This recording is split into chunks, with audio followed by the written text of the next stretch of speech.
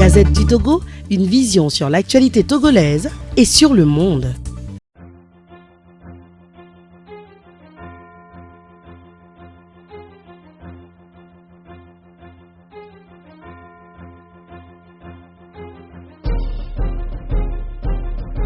L'affaire Bolloré.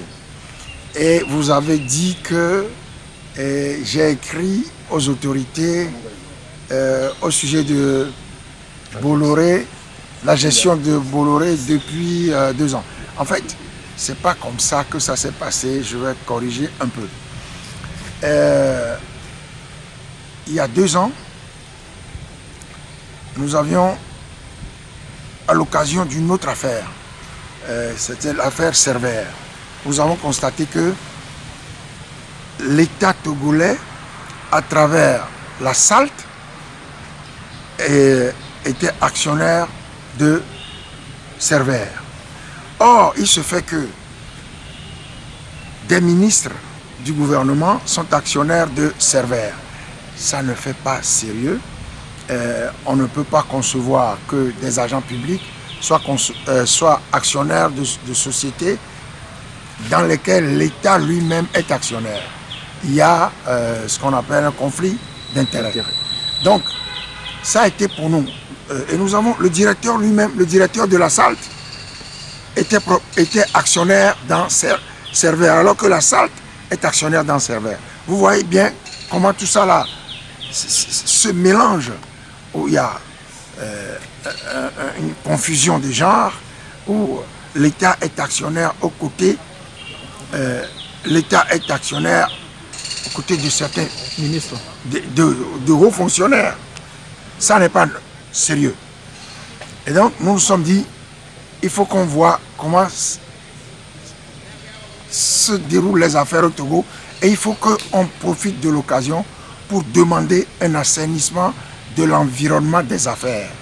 Et nous avons écrit pour avoir connaissance de l'actionnariat des sociétés dans lesquelles l'État est lui-même actionnaire. Quand je dis actionnariat, ça veut dire connaître les actionnaires des sociétés dans lesquelles l'État est actionnaire. Et puis, nous avons demandé à cette occasion qu'on nous donne copie des contrats de cession ou de concession de certaines sociétés de la place, comme Radisson Blu, SE2M, SE3M et Bolloré Africa Logistique. C'est parce que nous subodorions qu'il y avait quelques petits problèmes, des malversations. Et donc, il y a des gens, lorsque l'affaire a éclaté, qui commencent à se dire, mais comment se fait-il que les députés togolais se taisent? Comment se fait-il que le chef de file de l'opposition ne dit rien? Et on a dit non, nous n'avons pas attendu la mise en examen de Vincent Bolloré pour parler des contrats de cession ou de concession des entreprises au Togo.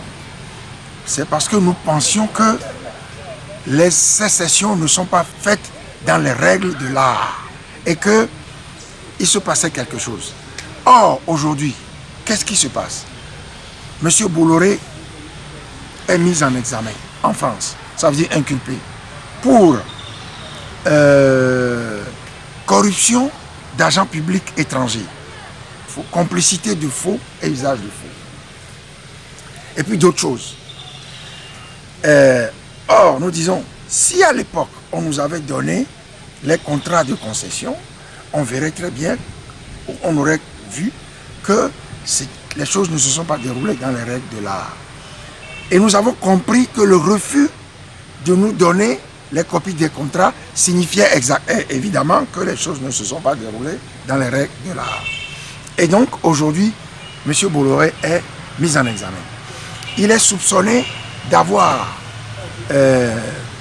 financé une partie de la campagne électorale de M. Faure Gnassingbé pour la présidentielle de 2010 et d'avoir reçu en contrepartie la cession d'une partie du port autonome de Lomé. Donc, pour nous, c'est une affaire très grave. Elle illustre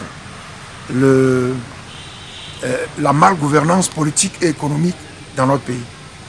Parce qu'il y a beaucoup d'argent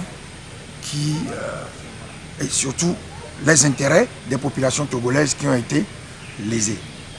Et donc pour nous, vous savez ce qu'on a fait. À l'occasion d'une interview à un de vos collègues, j'ai dit que nous allions, dans les tout prochains jours, c'était mardi ou mercredi, les tout prochains jours, entreprendre des actions, une série d'actions. Et nous avons commencé.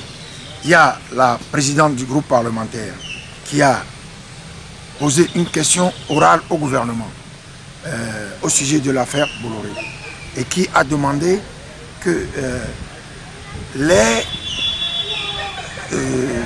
demandes que nous avions formulées à l'occasion de l'affaire Servère, copie des contrats de Bolloré, SE2M, SE3M, Radisson Blu, que tout ça, elle a redemandé, elle a réitéré cette demande. Et puis elle a posé toute une série d'autres questions au sujet de l'affaire Bolloré. Ça, c'est ce qui concerne la question orale au gouvernement. Mais il y a encore plus. Il y a une demande de résolution de l'Assemblée nationale pour la mise en place d'une commission d'enquête parlementaire. Cette démarche a été effectuée à l'initiative des députés de l'ANC auxquels se sont joints des députés des partis comme d'autres partis de l'opposition.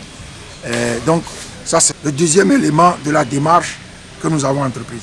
Il y a un troisième élément que moi-même je vais entreprendre dans les tout prochains jours, mais je préfère ne pas en parler parce que moi je ne parle jamais de ce que je vais faire. J'informe de ce que j'ai fait. Voilà. Donc ça c'est au sujet de l'affaire Bolloré. Nous disons que c'est très grave et nous voyons bien pourquoi ce régime s'accroche au pouvoir. C'est parce que, évidemment, la gestion du pouvoir est juteuse. Il y a beaucoup d'argent là-dedans. On en parlait du petit frère du chef de l'État qui serait payé à ne rien faire. Il coûterait 8 000 €. Ça fait plus de 5 millions CFA. Plus de 5 millions CFA au groupe Bolloré. Donc ça, ce sont ce qu'on appelle des échanges de bons procédés. Je te donne ceci, tu me donnes cela. Je te donne le port autonome de Lomé, tu payes mon petit frère. Et tout ça sur le dos du contribuable des populations togolaises. Donc, c'est très grave et nous espérons que le chef de l'État, cette fois-ci, va répondre à la question orale, ou le régime, ou la majorité parlementaire va répondre sérieusement à la question orale. Et puis surtout, que le chef de l'État, président du parti majoritaire à l'Assemblée nationale, majoritaire en griffe, va laisser mettre en place une commission d'enquête parlementaire pour qu'on y voit clair. Et surtout qu'il faut que lui, il se disculpe. Il faut qu'il montre qu'il n'a rien fait. Et donc nous verrons très bien à l'occasion de cette enquête parlementaire si nous aurons la confirmation des soupçons qui pèsent sur le chef de l'État. Mais entre-temps, lorsque le Français Vincent Bolloré a été inculpé, il y a certains ministres du gouvernement, plus précisément le ministre Bawara, qui a dit que le Togo n'est mêlé de près ou de loin à cette histoire. Et maintenant, les choses évoluent et que c'est vrai que le Togo fait partie de ces pays-là. Qu'est-ce que vous répondez à ces ministres qui défendent bec et oreille les mauvaises actions du gouvernement? Bec et ongle.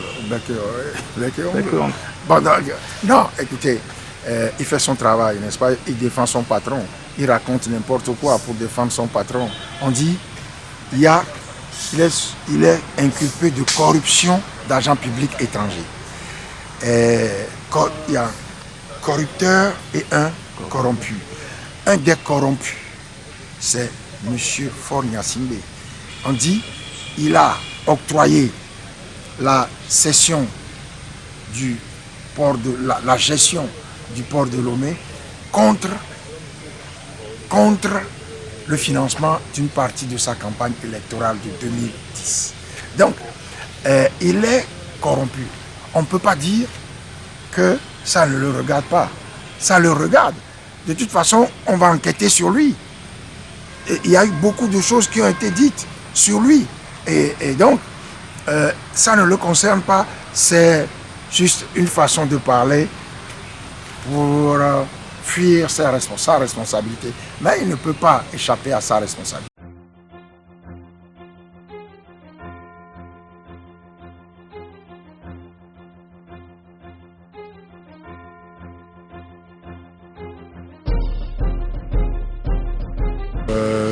Je crois que M. Amela est plus indiqué que moi pour répondre à vos questions. Il refuse de sollicitation. Ah mais ça c'est... Vous êtes journaliste, vous devez trouver le moyen pour le faire parler.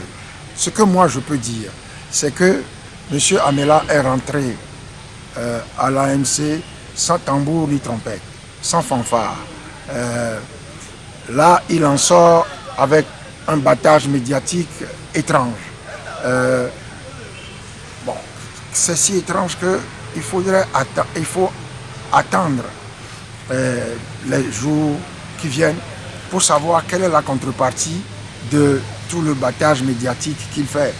Donc il faut faire preuve de patience, attendre un peu, on saura. Bon, je ne crois pas que la présidence du parti de son père soit l'élément fondamental de ce comportement. Donc moi je dis, une lettre de démission au parti aurait suffi. Mais puisqu'il a décidé de faire autrement, c'est qu'il y a quelque chose en dessous.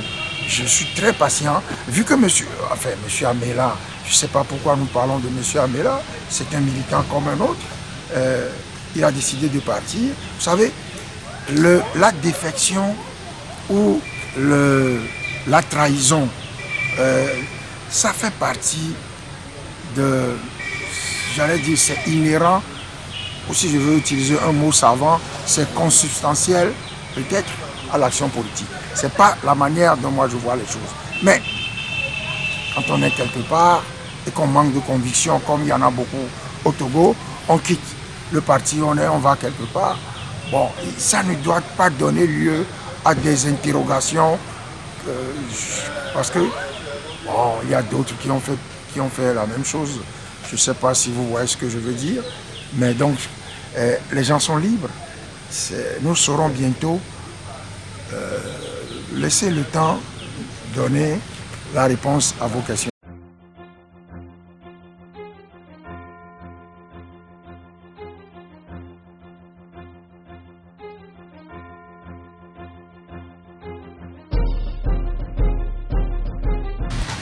Moi, je suis quelqu'un, je compte que sur moi-même.